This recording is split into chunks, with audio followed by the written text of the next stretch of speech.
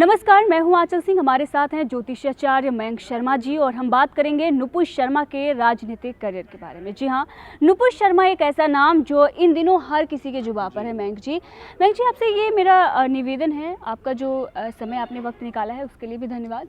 और ये नुपुर शर्मा जिस तरीके से उनको धमकियाँ मिल रही हैं, उसके बाद उनका समर्थन जो है वो बढ़ गया है। अगर धमकियाँ नहीं मिल रही होती उनके बयान के बाद तो शायद इतना समर्थन उन्हें ना मिलता और लोग इतना प्यार जता रहे हैं। अगर हम देखें साधु संत समाज वो भी उनके समर्थन में आ रहा है, बीजेपी की जो भगवा ब्रिगेड हैं वो भी उनके समर्थन में हैं। तो कहीं ना कहीं ये दिखाई दे रहा है कि नुपुर शर्मा का जो राजनीतिक करियर है वो बढ़ता हुआ नजर आ रहा है, उनके समर्थन में, सपोर्ट में। और क्या चाहिए, एक लोकतंत्र में लोग अगर आपके साथ हैं तो आपसे बड़ा कोई नहीं हो सकता। तो नुपुर शर्मा के समर्थन में इस वक्त लोग हैं। तो क्या कहता है उनके सितारे क्या कहते हैं, क्या स्थिति बनी रहेगी, राजनीतिक करियर उनका कैसा होगा? मयंक जी यही जानना चाहेंगे और हमारे दर्शक भी यही जानना चाहेंगे। देखिए, अगर इनकी कुंडली की बात करें जी, एक्यूरेट इन्फॉर्मेशन तो ले पाना बड़ा मुश्किल है। जी जी, क्योंकि इंटरनेट के माध्यम से जो जन्म तिथि प्राप्त हुई है उसके हिसाब से उनका 23 अप्रैल 1985 जन्म तिथि है और जो डेटा मिला है वो दोपहर 12 बजे का समय मिला है और नई दिल्ली उनका जन्म स्थान मिला है। तो चलिए, अब ये कितनी एक्यूरेट है कितनी नहीं है इसके बारे में हम कुछ नहीं कह सकते, लेकिन अगर इसी कुंडली को आधार मान के और उनकी डेट ऑफ बर्थ को आधार मान के न्यूमरोलॉजी के अकॉर्डिंग अगर प्रिडिक्शन की जाए तो उसके आधार पर आज हम ये बताने का प्रयास करेंगे कि क्या इनको राजनीति में आना चाहिए, क्या इनको चुनाव लड़ना चाहिए या इनका पॉलिटिकल करियर कैसा रह सकता है। देखिए, इस कुंडली के हिसाब से इनकी कर्क लगन बनती है और वृषभ राशि है। चंद्रमा मंगल के साथ बैठा है कुंडली में। चंद्रमा जो हमारे मन का कारक है वो मंगल के साथ है और सूर्य और राहु जो है इनकी कुंडली में दशम भाव में उच्च के बैठे हुए हैं। यानी कि सूर्य राहु का ग्रहण दोष भी दशम भाव में बन रहा है और सूर्य उच्च का होकर यहाँ बैठा है। ये भी इनके लिए बहुत ही एक शुभ स्थिति बन रही है इस कुंडली के हिसाब से। लेकिन दशम भाव में राहु होने के कारण कहीं ना कहीं ये अक्सर विवादों में आ जाती हैं और कुछ ऐसे बयानबाजी दे बैठती हैं जिसके कारण मतलब इनको बड़ी आलोचनाओं का सामना करना पड़ा या आने वाले समय में भी करना पड़ सकता है। और अगर कुंडली पे नज़र डालें तो इनकी कुंडली में सप्तम भाव में गुरु नीच के होके बैठे हैं। गुरु नीच के भले ही हैं इस कुंडली में, लेकिन शनि जो है तीसरे भाव से बृहस्पति को देख रहे हैं तो ये नीचता यानी भंग हो जाती है। तो ये इनके लिए प्लस पॉइंट है। भाग्य स्थान में शुक्र उच्च के बैठे हैं, यानी कि इनको उच्च कोटि का भाग्यशाली और अच्छा प्रवक्ता बनाते हैं। और साथ में बुध नीच के हैं, नीच भंग राजयोग का निर्माण हो रहा है। और इस समय अगर इनकी महादशा की बात करें कि कौन सी महादशा इनको चल रही है, देखिए इस समय गुरु की महादशा चल रही है और गुरु की महादशा में इनके ऊपर शनि चल रहा है। और शनि जो है इनकी कुंडली में अष्टम भाव के कारक है, यानी दिखाता है कि परेशानी संकट में ये रहेंगे। और ये समय 28 नवंबर तक का है इनका। 28 नवंबर 2022 तक का समय जो है इनका कुंडली के हिसाब से उतना बेहतर नज़र नहीं आ रहा है और जो इनके सितारे कह रहे हैं। लेकिन अगर ये चुनाव लड़ना चाहती हैं या चुनाव लड़ेंगी, राजनीति में आएंगी, तो इनको एक बहुत बैलेंस्ड होकर चलना पड़ेगा, क्योंकि दशम भाव में राहु है।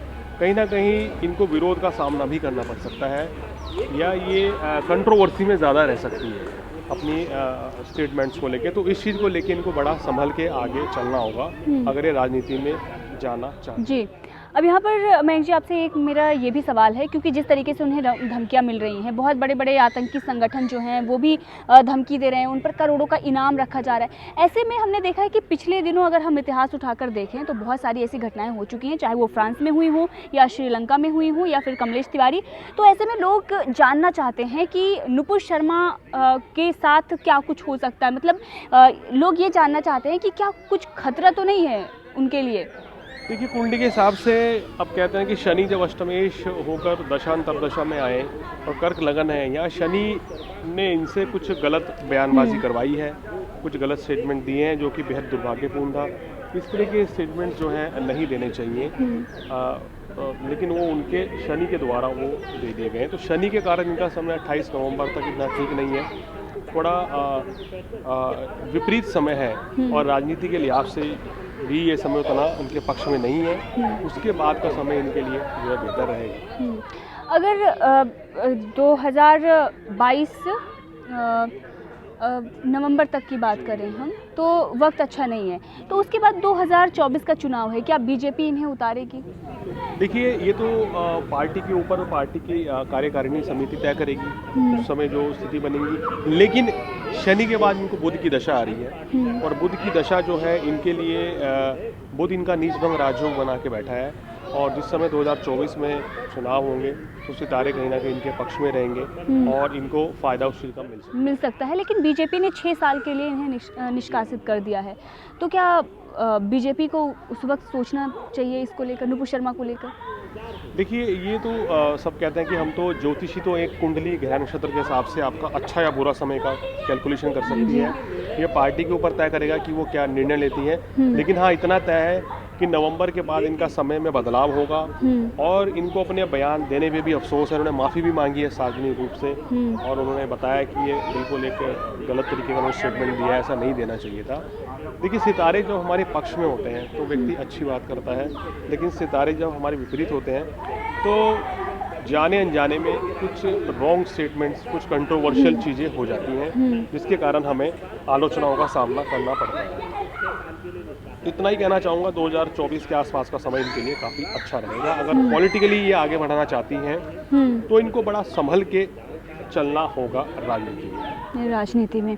नुपुर शर्मा को लेकर जो विदेशों से धमकियां आ रही हैं, जिस तरीके की बातें कही जा रही हैं, जो राजनेता हैं इस मुद्दे को भुनाने की कोशिश कर रहे हैं, क्या कुछ स्थिति बन सकती है जो विदेशों से जिस तरीके से उनको टारगेट किया जा रहा है? क्या आपको लगता है कि उनको और उनके परिवार को काफ़ी कुछ झेलना पड़ सकता है इन धमकियों को लेकर? देखिए, जब समय विपरीत रहता है तो परेशानियां बहुत बढ़ती हैं और दिक्कतें तो आती हैं, इस तरह की चीज़ें। लेकिन जब समय में बदलाव होता है और अब इन्होंने माफ़ी भी मांग ली है तो स्थितियों में सुधार भी होगा और इस तरह के बयानबाजी से आगे भविष्य में बचना भी चाहिए। तो ग्रह नक्षत्र भी ये कहते हैं क्योंकि दशम भाव में राहु है, कहीं ऐसा ना हो कि फिर दोबारा किसी कंट्रोवर्सी में ये फंस सकते हैं अगर ऐसे ही चलता रहेगा। तो जैसे कि मयंक जी ने बताया कि नवंबर तक का जो समय है उनके लिए थोड़ा विपरीत है और उसके बाद 2024 का जो वक्त है उनके लिए सही है। पार्टी ने 6 साल के लिए उन्हें निष्कासित कर दिया है, लेकिन अगर 2024 में उन्हें चुनाव लड़ाया जाता है तो वो वक्त उनके लिए बहुत ही अच्छा होगा।